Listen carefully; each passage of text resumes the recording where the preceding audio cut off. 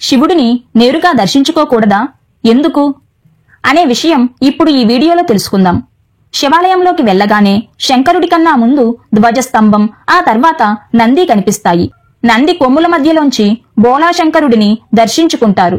అందరి దేవుళ్లను నేరుగా దర్శనం చేసుకుంటాం కదా, మరి పరమేశ్వరుడిని మాత్రం నంది కొమ్ముల మధ్యలోంచి ఎందుకు దర్శించుకోవాలి? దీని వెనకున్న ఆంతర్యం ఏమిటి అనే ప్రశ్నకు ఈ వీడియో సమాధానం.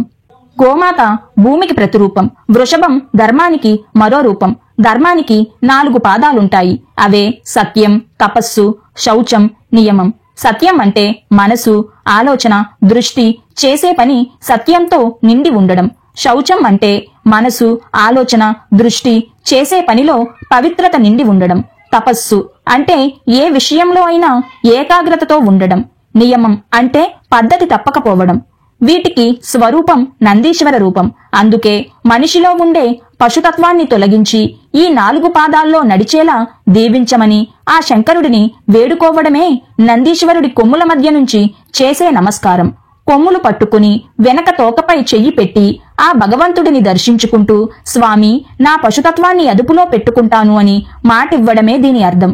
లింగ రూపంలో ఉన్న శంకరుడి రూపం నందీశ్వరుడి కొమ్ముల మధ్య నుంచి సంపూర్ణంగా దర్శనమిస్తుంది.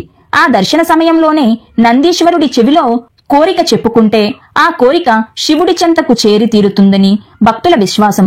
శివుడు శంభుడు, త్రినేత్రుడు అయినందున నేరుగా దర్శించుకోకూడదని, అందుకే శివుడికి పరమభక్తుడైన నంది ద్వారా దర్శనం చేసుకుంటారని పురాణాలు చెబుతున్నాయి.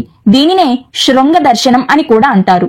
పైగా నందీశ్వరుడి కొమ్ముల మధ్య నుంచి పరమేశ్వరుడిని దర్శించుకుంటే స్వర్గలోక ప్రాప్తి కలుగుతుందని శివపురాణం పేర్కొంది. అసలు నందీశ్వరుడు భూలోకానికి ఎలా వచ్చాడంటే దానికి ఒక కథ ఉంది. ప్రజలంతా భగవంతుడిపై పూర్తిగా భక్తితో ఉండేవారు. ఆ భక్తిని చూసి కైలాసంలో ఉన్న శివయ్య మురిసిపోయాడు. ఆ సమయంలో శివుడు నందీశ్వరుడిని పిలిచి ప్రజలకు ఓ సందేశం చెప్పి రమ్మని భూలోకానికి పంపించాడు. ఆ సందేశం ఏమిటంటే ప్రతిరోజు తలకు స్నానం చేయాలి, వారానికి ఒక్క పూట మాత్రమే భోజనం చేయాలన్నదే ఆ సందేశం. సరే అన్న నంది భూలోకానికి వెళ్లాడు. అక్కడ ప్రజల భక్తి సందడి చూసి తాను ఏ పనిపై భూలోకానికి వచ్చాడో ఆ పనిని మరిచిపోయాడు. కొద్ది రోజులు విహరించిన తర్వాత అసలు విషయం గుర్తొచ్చి ప్రజలకు చెప్పేసి కైలాసానికి వెళ్లిపోయాడు. స్వామి, మీరు చెప్పిన పనిని విజయవంతంగా పూర్తి చేశానన్నాడు. ఇంతకీ ఏం చెప్పావని శంకరుడు అడిగితే నిత్యం భోజనం చేసి వారానికోసారి తలకు స్నానం చేయమని చెప్పానన్నాడు. అంటే రివర్స్ లో చెప్పాడన్నమాట. ఆ మాట విన్న శివుడు, నేను నీకు చెప్పినదేమిటి, నీవు ప్రజలకు చెప్పినదేమిటి? నిత్యం భోజనం అంటే ఎంతో పంట అవసరమవుతుంది, ఆ పంటను నువ్వే పండించు అని నందీశ్వరుడికి శిక్ష విధించాడు. అలా మనకు ఆహారాన్ని అందివ్వడంలో బసవన్న భాగమయ్యాడు. ఎద్దులా మారి దుక్కు దున్నినప్పటి నుండి పంట చేతికందే వరకు కష్టపడుతున్నాడు. ఈ వీడియో గనుక మీకు నచ్చినట్లయితే ప్లీజ్ లైక్ చేసి మీ ఫ్రెండ్స్ కి షేర్ చేయండి. అలాగే మా కొత్త వీడియోస్ మీకు వెంటనే చేరాలంటే మా ఛానల్ ని సబ్స్క్రైబ్ చేసుకుని పక్కనే ఉన్నటువంటి బెల్ ఐకాన్ ని ప్రెస్ చేయండి. ధన్యవాదములు.